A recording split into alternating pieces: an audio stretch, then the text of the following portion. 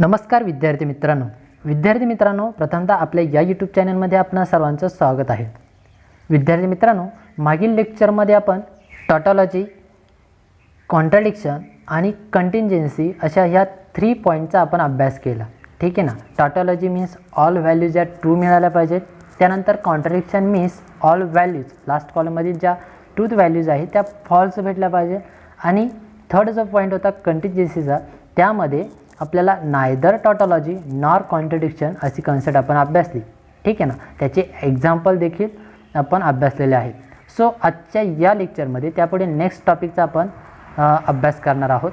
बघा, त्यामध्ये first point आहे क्वांटिफायर्स, त्यानंतर आहे क्वांटिफाईड स्टेटमेंट्स, त्यानंतर ड्युएल्स, त्यानंतर निगेशन ऑफ कंपाऊंड स्टेटमेंट्स, त्यानंतर converse, inverse and contrapositive of implication. So यामधील हे जे फर्स्ट पॉइंट आहेत बघा, क्वांटिफायर्स, क्वांटिफाईड स्टेटमेंट, ड्युएल्स आणि निगेशनचं हे जे पॉईंट्स आहेत हे नवीन आहेत। बट कॉन्व्हर्स, इन्व्हर्स आणि कॉन्ट्रापॉझिटिव्हची कन्सेप्ट मी तुम्हाला आधीच लेक्चरमध्ये एक्सप्लेन केलेली आहे। ठीक आहे। सो आपल्याला हे फर्स्ट 4 पॉईंट बघायचे आहेत, quantifiers, quantified statements, duals and negation of compound statement. Simple आहे बघा, मी 1 बाय 1 आपल्याला एक टॉपिक एक्सप्लेन करतो, आधी रीड करतो आणि नंतर आपल्याला एक्सप्लेन करतो। ठीक आहे। सो बघा, फर्स्ट पॉइंट आहे क्वांटिफायरचा अँड क्वांटिफाईड स्टेटमेंटचा। तर बघा, look at the following statements. First statement आहे P आणि सेकंड आहे Q। स्मॉल लेटरने आपण स्टेटमेंट डिनोट करतो, बरोबर। त्यानंतर बघा, P स्टेटमेंट काय आहे, there exist an even prime number in the set of natural numbers, असं हे P स्टेटमेंट आहे। आणि Q स्टेटमेंट आहे all natural numbers are positive. इथे कॉन्सन्ट्रेट करा देअर एक्झिस्ट या वर्डवरती आणि इथे कॉन्सन्ट्रेट करा ऑल या वर्डवरती। ठीक आहे ना, कारण हीच कॉन्सेप्ट आपल्याला पुढे अभ्यासायची आहे। तर बघा, मी आधी थोडंसं हे रीड करतो आणि मग तुम्हाला एक्सप्लेन करतो। Each of them asserts a condition for some all objects in a collection words there exist and for all। ठीक आहे। मी आताच तुम्हाला काय सांगितलं की या वर्डवरती कॉन्सन्ट्रेट करा, देअर एक्झिस्ट आणि ऑल। तेच इथे पुन्हा सांगितलेलं आहे, there exist and for all. हे जे वर्ड्स आहेत त्या वर्ड्सला आपण म्हणणार आहोत क्वांटिफायर्स। ठीक आहे ना, समजून घ्या, सिंपल आहे। There exist and for all are called quantifiers.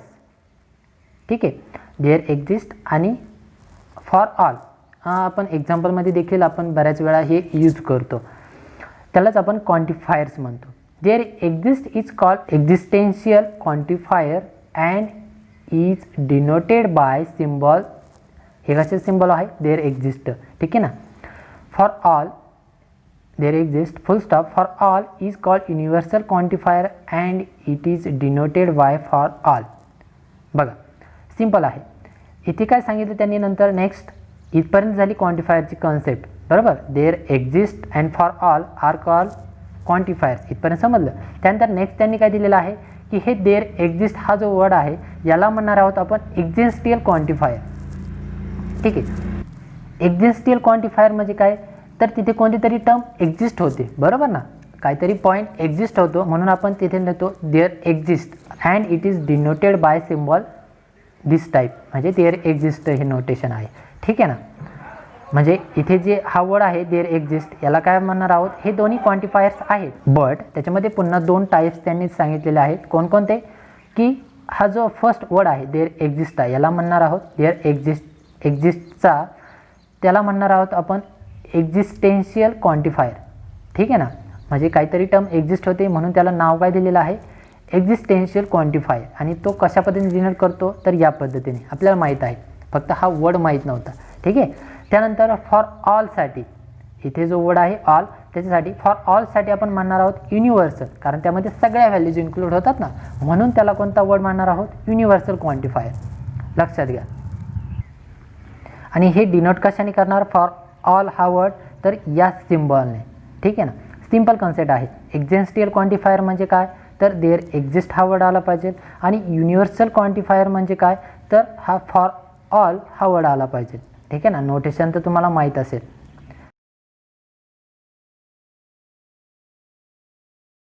तर अशा पद्धतीने ही क्वांटिफायर्स आणि क्वांटिफाईड स्टेटमेंटची कन्सेप्ट आहे, सिंपल आहे बरोबर.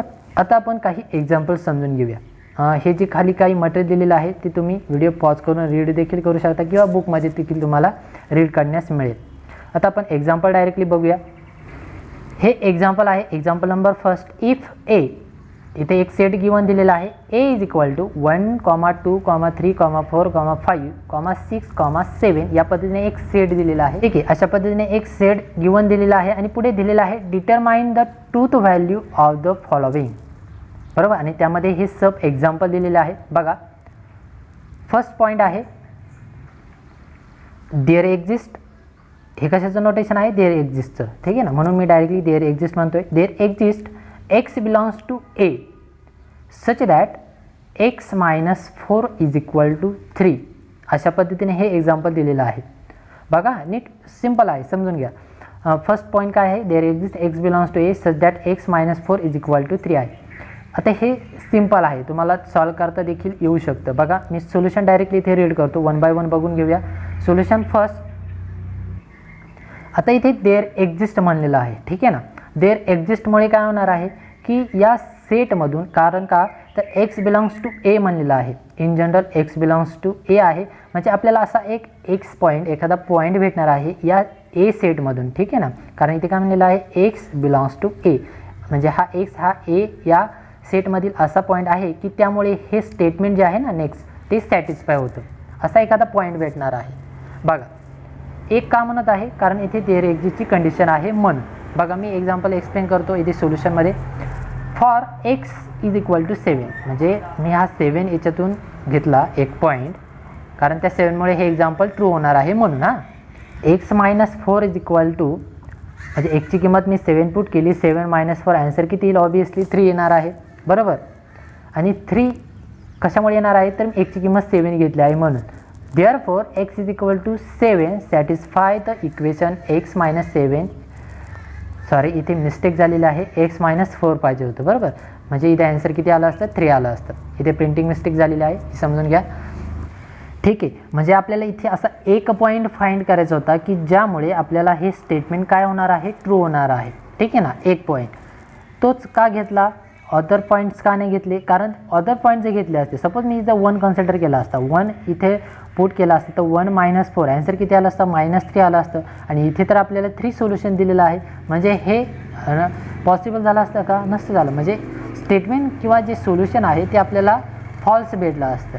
ठीक आहे ना, पण आपल्याला देअर एक्झिस्ट ह्या नोटेशनमुळे आपल्याला असा एक पॉईंट घ्यायचा आहे की त्या पॉईंटमुळे हे स्टेटमेंट जे आहे ते ट्रू भेटलं पाहिजे देअर एक्झिस्ट या वर्डमुळे. ठीक आहे, पुढे आपण अजून एक्झाम्पल बघूया, म्हणजे तुम्हाला पूर्ण कन्सेप्ट क्लिअर होईल. बघा सेकंड एक्झाम्पल रीड करतो. For all. आता इथे फॉर ऑल हा वर्ड आलेला आहे. ठीक आहे ना, ह्या सिम्बॉलवरती कॉन्सन्ट्रेट करा, कारण त्याचवरती आपल्याला हे पुढील सोल्युशन अवलंबून आहे, ट्रू आणि फॉल्स. बघा for all x belongs to A. For all म्हणलेला आहे हा, म्हणजे इथे सगळ्या व्हॅल्यू आपल्याला घ्यायच्या आहेत. इथे फक्त देअर एक्झिस्टमुळे कोणता तरी एक फिक्स पॉईंट येणार होता जे पुढील एक्झाम्पलवरती अवलंबून होतं. पण आता इथे काय म्हणलेलं आहे? फॉर ऑल म्हणलेलं आहे. फॉर ऑलमुळे ह्या सगळ्या व्हॅल्यूज त्यामध्ये इन्क्लूड होतं, हे लक्षात घ्या. For all x belongs to A comma x plus 1 greater than or equal to 3. अशा पद्धतीने हे स्टेटमेंट पुढे दिलेलं आहे आणि ती फॉर ऑलची कंडिशन दिलेली आहे एक्स बिलॉंग्स टू ए, म्हणजे हा एक्स हा ए या सेटमधील असेल बरोबर सगळ्या व्हॅल्यूसाठी. आता बघा सोल्युशन बघूया. आता इथे तुम्हाला ऑब्वियसली लक्षात येईल की सगळ्या व्हॅल्यूसाठी ट्रू होईल का हे. बघा मी सोल्युशन रीड करतो. इथे बघा for x is equal to 1. आता इथे काय म्हणलेलं आहे? फॉर ऑल हा वर्ड आल्यामुळे आपण कोणताही यामधील पॉईंटला ते सॅटिस्फाय होणार आहे आपण असं कन्सिडर करणार आहोत, कारण का इथे फॉर ऑल हा वर्ड आलेला आहे म्हणून. मग मी जर एक्स इज इक्वल टू 1 घेतलं, म्हणजे for x is equal to 1 x plus 1, म्हणजे एक्सच्या ठिकाणी आता मला 1 रिप्लेस करायचं आहे. 1 प्लस 1 ॲन्सर किती भेटेल? 2 भेटेल. आणि जर इथे जर 2, आता ही कंडिशन सॅटिस्फाय होईल का? 2 इथे greater than or equal to 3 आहे, तर नॉट पॉसिबल होणार आहे, म्हणजे which is not greater than or equal to 3. Therefore for x is equal to 1 is not true. हे स्टेटमेंट काय होणार आहे? नॉट ट्रू होणार आहे. ठीक आहे ना. अगेन इथे प्रिंटिंग मिस्टेक झालेली आहे. बघा इथे एक्स स्क्वेअर दिलेला आहे, इथे एक्स दिलेला आहे आणि इथे एक्स स्क्वेअर दिलेला आहे. ठीक आहे, जर इथे एक्स स्क्वेअर असतात तर सपोज इथे 1चा स्क्वेअर अगेन 1 आला असता 1 + 2 म्हणजे इथे अगेन ट्रूच आलं असतं, सॉरी फॉल्स आलं असतं, ठीक आहे ना. म्हणजे इज नॉट ट्रू म्हणजेच ते कसं असणार आहे, फॉल्स असणार आहे. Therefore the truth value of the given statement is false, ठीक आहे ना. म्हणजे एखाद्या पॉईंटसाठी ट्रू होऊ शकतं. बघा कोणता पॉईंट आहे, सपोज आपण फाइंड करूया.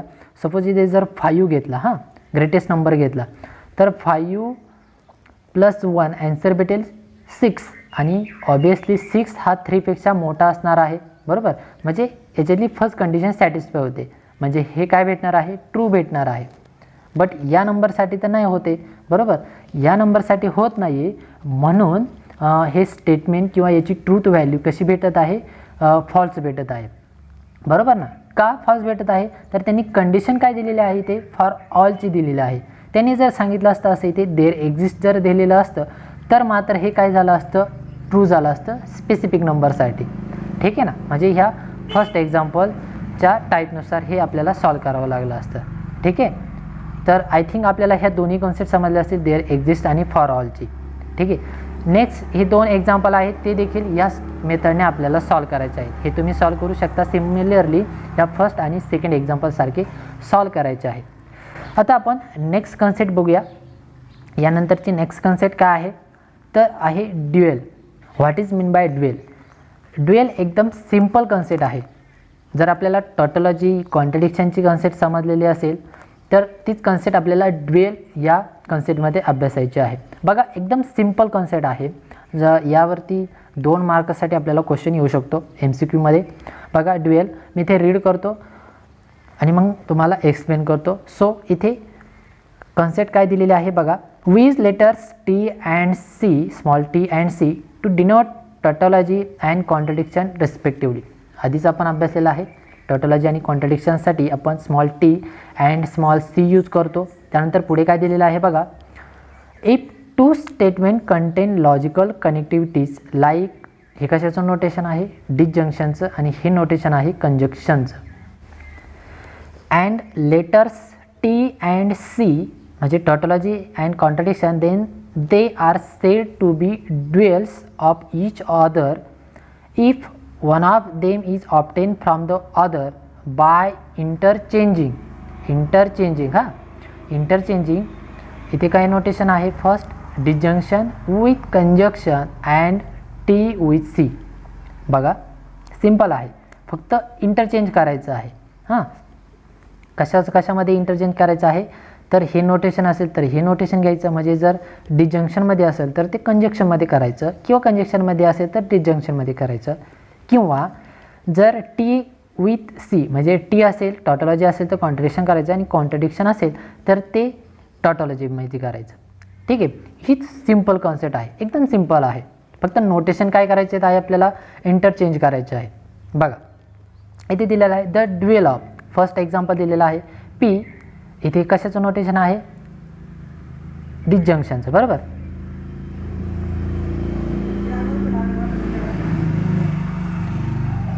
काय दिलेलं आहे, P डिसजंक्शन Q इज. आता याचा ड्युएल काय भेटतोय बघा, हां समजून घ्या आधी. सिम्पल आहे, P कंजक्शन Q.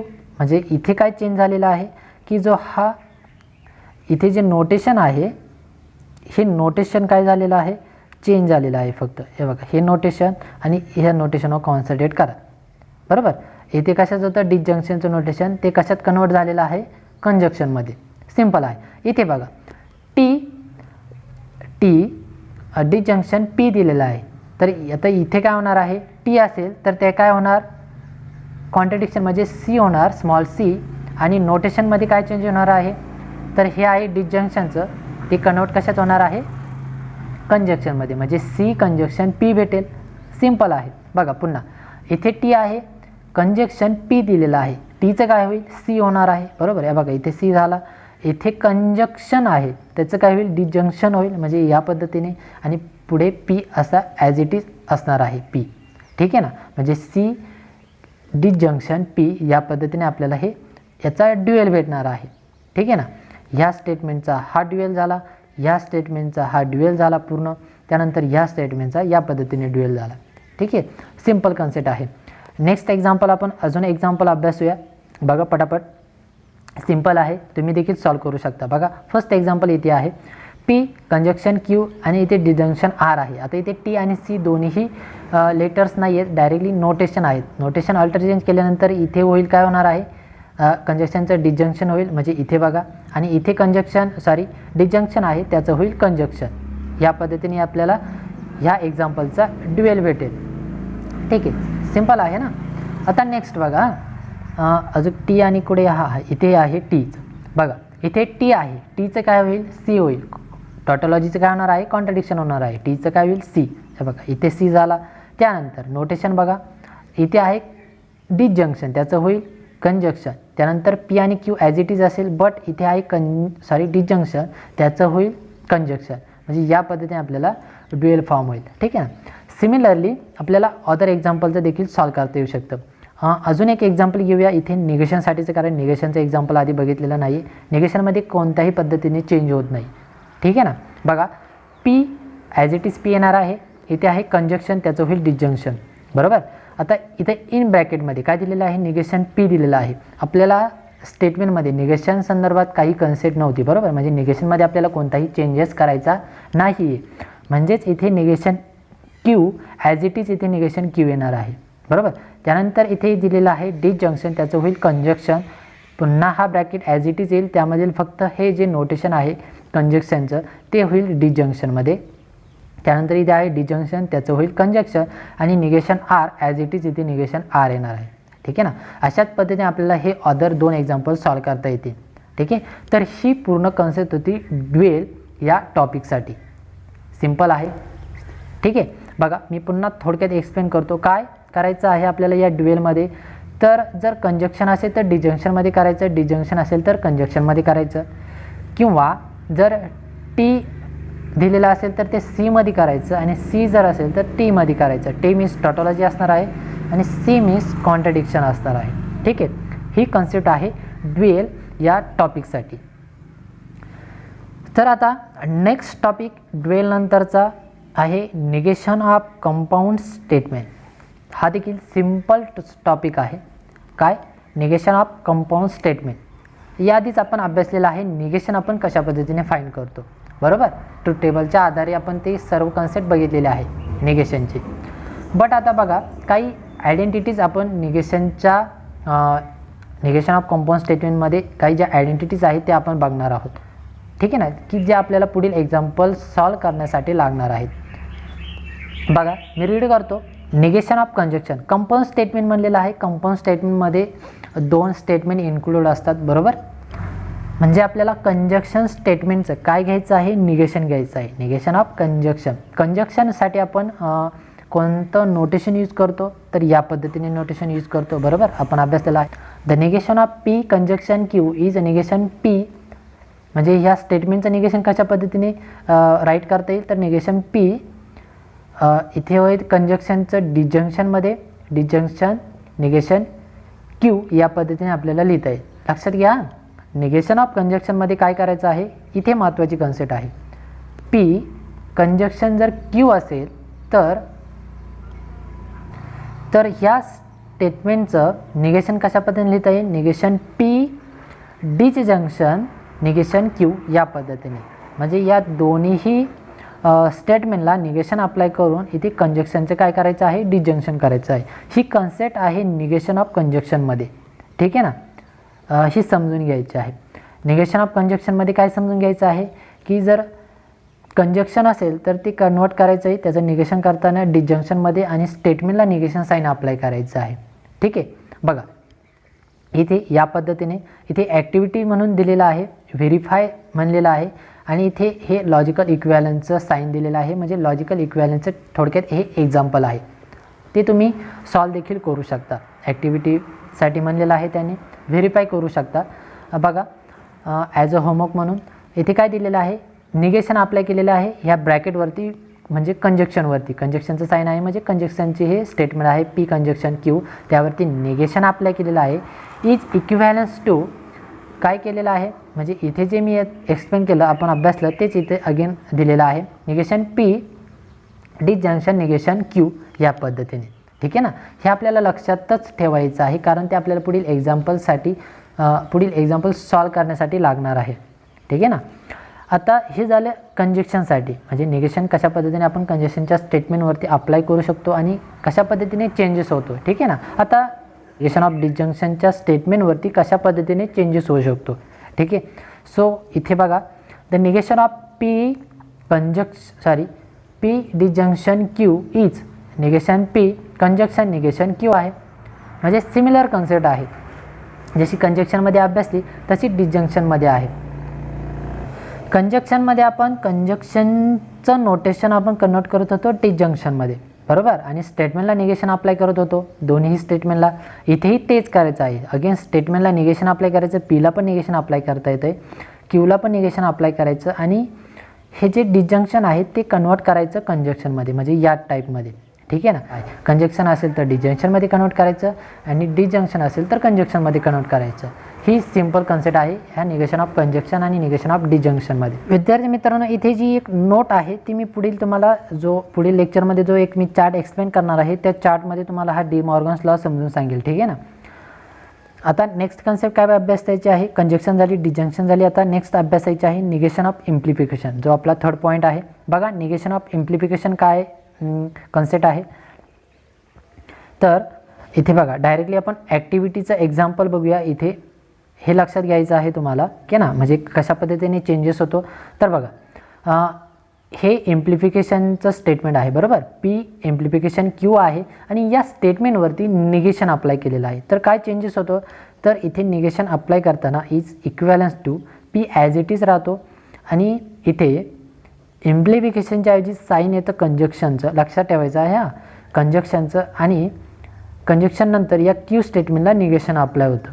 ठीक आहे ना. हे आपल्याला लक्षात ठेवायचं आहे. म्हणजे ज्यावेळेस तुम्ही एक्झाम्पल सॉल्व करणार आहात, नेक्स्ट आपण बघणारच आहोत, त्यामध्ये जर इम्प्लिफिकेशनच्या एक्झाम्पलवरती किंवा स्टेटमेंटवरती ज्यावेळेस निगेशन अप्लाय करणार आहात त्यावेळेस तुम्ही काय काय चेंजेस करणार आहात.